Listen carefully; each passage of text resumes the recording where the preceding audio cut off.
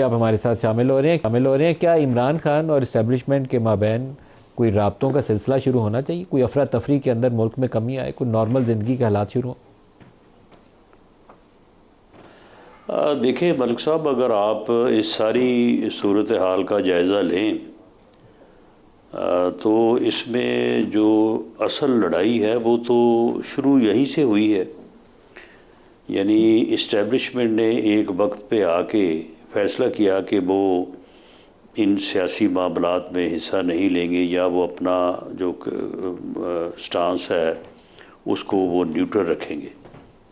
और इस बारे में जब इस्टेब्लिशमेंट ने फ़ैसला किया तो उसके बाद उन्होंने इस बात को वाज़े कर दिया कि हम न्यूट्रल जो है वो रोल अदा करेंगे।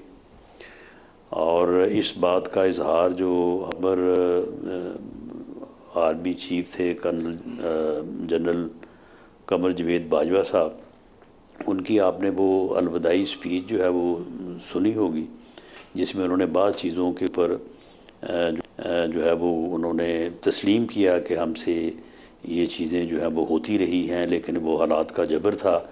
और अल्टीमेटली इंस्टीट्यूशन ने, ये उनके अल्फाज थे कि इंस्टीट्यूशन ने ये फ़ैसला किया है कि वो अब गैर जानबदार रहेंगे।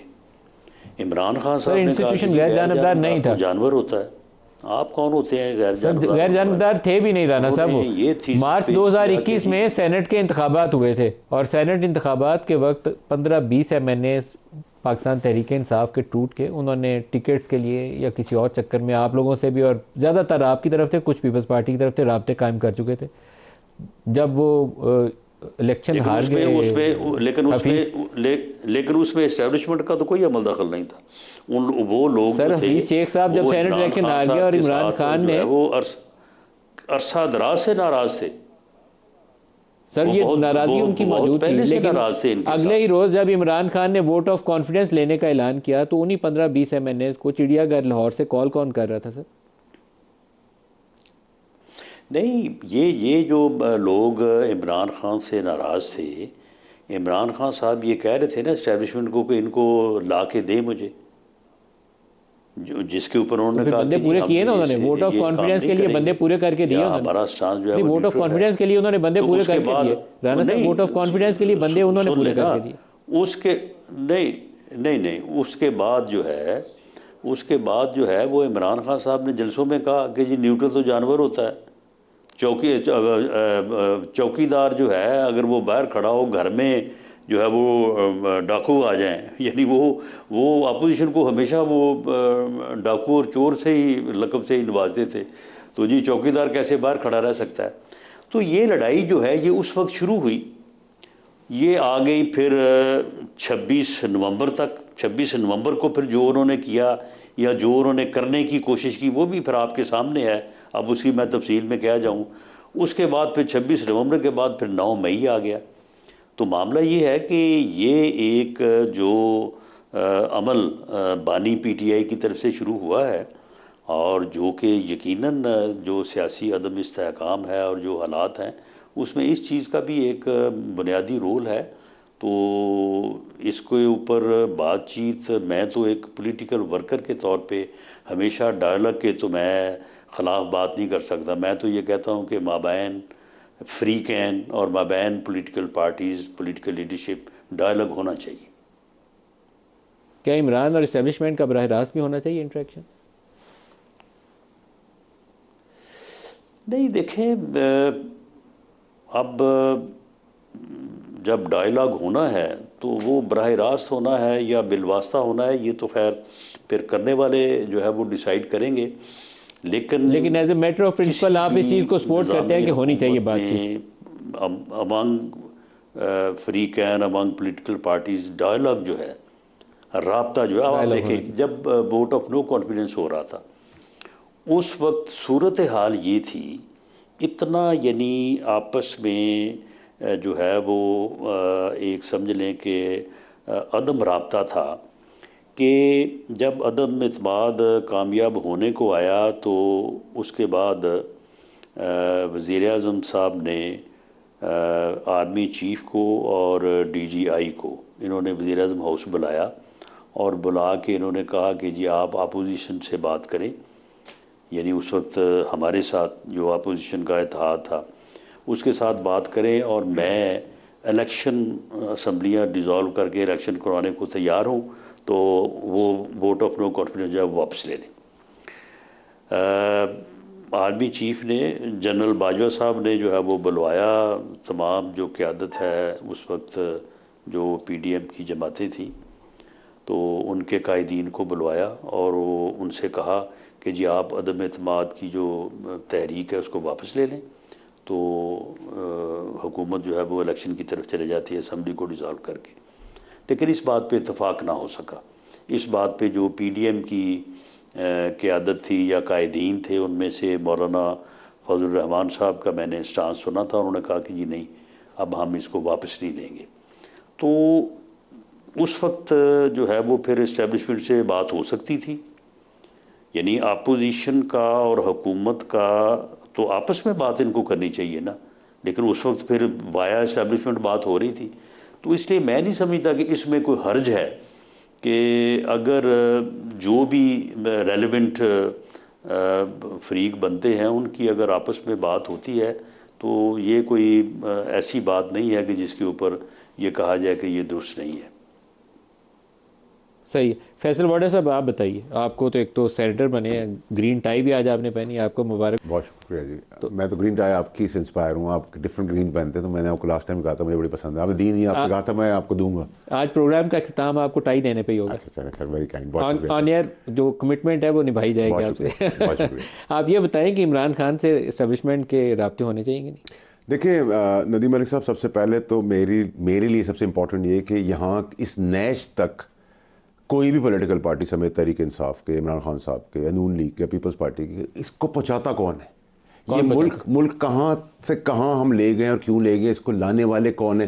पहले आज मैंने असेंबली में भी कहा कि आप जब तक इस मसले को एड्रेस करेंगे मुल्क नहीं ठीक होगा। इमरान खान को इस हाल में किसने पहुंचाया? जुडिशरी। आपका जुडिशल निज़ाम पाकिस्तान का। नवाज शरीफ को इसने किया, ब्लैक लॉ डिक्शनरी थे, जरदारी साहब को 14 साल जेल कैसे की, लेकिन सिर्फ जुडिशरी थी। अच्छा सर चले, क्या एस्टेब्लिशमेंट और जुडिशरी का गठजोड़ नहीं? सर मेरी बहुत अच्छा सवाल है, आप बड़ी डायरेक्ट बात करें तो मुझे भी पसंद है आपकी डायरेक्ट बात करना। देखिए सर, हम कहते हैं भुट्टो साहब को एस्टेब्लिशमेंट ने मरवा दिया, तो भाई जिसने साइन किया था उसको तो पकड़ो ना, उसको लाओ, उसको खड़ा हो जाता, पेन तोड़ देता, बताता। 46 साल बाद बता रहे हैं आप, 46 साल के बाद, मेरे पैदा होने से पहले मुझे पता था। इमरान खान का डी चौक का धरना किसने करवाया था? उसको रुकवा के गारंटी देने वाला आज भी जज मौजूद है। मुझे आप अगर चीफ जस्टिस साहब बुलाएंगे, शवायद ढूंढना उनका काम है, मैं नाम ले दूंगा जाकर। बहुत मुश्किल हो जाएगी। एस्टेब्लिशमेंट का क्या रोल था धरने कराने में? एस्टेब्लिशमेंट में जो नंबर 2 में खास था, वो अपनी से चीफ बनने के लिए सब कुछ करवा रहा था, गाइड करवा रहा था। इसमें दो राय क्यों है सर? इसमें दो राय नहीं है ना सर। इसमें आज का मौजूदा जज भी हैं सुप्रीम कोर्ट के, मैं तो क्लियर, आज के जज भी हैं, ठीक है, आज जो गैलरी के चारों तरफ खेल रहे हैं, ठीक है, नून से भी खेलते हैं, PTI से भी खेलते हैं। और अगर मुझे चीफ जस्टिस साहब लाएंगे, क्योंकि चीफ जस्टिस साहब एक ईमानदार आदमी है, बलोच आदमी है, और बलोच आदमी के लिए कहा गया कि उसको रिस्पेक्ट करें, तो बलोच आदमी है, तो उनके पास जाके मुझसे पूछेंगे एज अ पाकिस्तानी, और वो पाकिस्तानी जिसने अपने सिटीजनशिप के साथ साथ, मेरे पूरे ख़ानदान में भी किसी की नहीं है, ना मेरे पास रेजिडेंसी है, ना मेरे पास वीज़ा है, ना मेरे पास सिटीजनशिप रही है, ना मेरी फैमिली के पास है, ना मेरी बहन के पास है। सुने, मुझे थोड़ा सा टाइम दे दीजिएगा। अब ना मेरे बीवी बच्चे NGO चला रहे हैं, ना ही मुझ पर कोई ब्लेम है, ठीक है। पगड़ियाँ आप उछलेंगी तो फुटबॉल बनेगा पगड़ियों का, ये तो बड़ी क्लैरिटी होनी चाहिए, नंबर 1। नंबर 2 ये कि अगर इल्ज़ामात आज लग रहे हैं, मुझे नहीं पता सच्चे इल्ज़ामात हैं, झूठे इल्ज़ामात हैं, उनकी सदाकत कितनी है बाबर सत्तार साहब के ऊपर, जज साहब के ऊपर। मुझे उनके बारे में इतना पता है कि जब वो अपॉइंट हो रहे थे तो मेरी काबीना में, मैं मिनिस्टर था फेडरल, जब उनके ऊपर बहुत नेगेटिविटी चारों तरफ से आ रही थी, नॉट इमरान खान साहब बट बाकी वेरी ऑनरेबल जज। मैं नहीं जानता, मैं क्या उनकी ज़ात पर कोई बात करना चाहता हूँ, लेकिन आज उनके ऊपर कोई इल्ज़ामात लग गए। जज की सबसे पहली चीज़ है उसकी रेपुटेशन, कि अगर वो मेरा मुखालिफ भी है लेकिन मैं केस लेके जाऊँ तो वो मुखालफत अपनी साइड पर कर दे, जजमेंट करे अपनी जजमेंट के बेसिस के ऊपर, शवाहिद के ऊपर। तो अगर उन पर इल्ज़ामात बाबर सत्तार साहब का लगी हैं, उनकी रेपुटेशन ऑनरेबल भी हैं और उनके ऊपर सवालिया निशान बन रहा है। इल्ज़ामात नेशनैलिटी वाला है ना, जिसकी वो वजाहत खुद से करनी है, उन्होंने नहीं करनी चाहिए ना, और क्या इल्ज़ाम करनी चाहिए नहीं। उसके अलावा है स्कूल चेंज की बातें हो रही है, बहुत सोशल मीडिया पर देखिए ना सर, क्या क्या बातें हो रही हैं। अगर वो हैं, अगर वो इल्ज़ामात है उसको क्लैरिफाई करें। अगर वो इल्ज़ामात में सदाकत 1% भी है तो फिर जुडिशल सुप्रीम जुडिशल काउंसिल को एक्शन लेना चाहिए। नहीं, मेरे ख्याल में ये बिला वजह के इल्जाम आते हैं। स्कूल अगर उसका भाई चलाता है तो उसका इल्जाम सर मेरी बात सुने ना नदीम साहब, ये तो मैं और आप जज करने वाले नहीं है ना, दोबारा क्लैरिफाई करना चाहिए। दोबारा मेरा एम्फेसिस होगा। एस्टेब्लिशमेंट और जुडिशरी का गठजोड़ ये था पिछले 10 सालों में, क्या अब भी मौजूद है? देखिए मेरी बात सुने, नवाज शरीफ की नाअहली की आपने मिसाल दी, आज सेनेट में भी बोले, अभी भी आप बोले, वो दोनों के गठजोड़ से हुई थी, किसी एक से नहीं थी हुई। आपने इमरान खान को निकाला, इक़्तिदार पहले दिलाया फिर निकाला, ये भी गठजोड़ से हुई थी, वैसे नहीं थी हुई। आज क्या वो मौजूद है या नहीं है? नेक्सस मौजूद है या नहीं? देखिए नदीम मलिक साहब, बड़ी क्लैरिटी होनी चाहिए।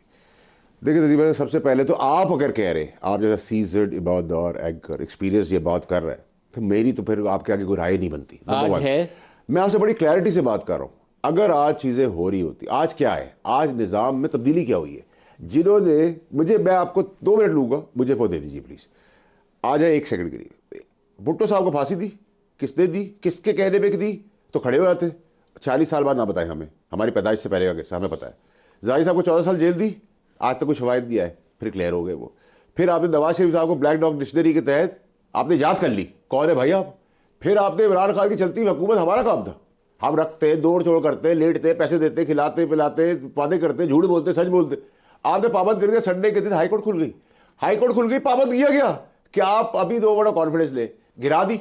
गिराने के बाद पॉपुलैरिटी ग्राफ आसमान पे है, ओह बल्ले बल्ले हो गई, खान साहब की बल्ले बल्ले हो गई। जब बल्ले बल्ले हुई तो निज़ाम ने ट्विस्ट किया, इंसाफ के निज़ाम ने, जहाँ जजा देनी चाहिए वहाँ सजा दे दी, जहाँ सजा देनी चाहिए वहाँ जजा दे रहे।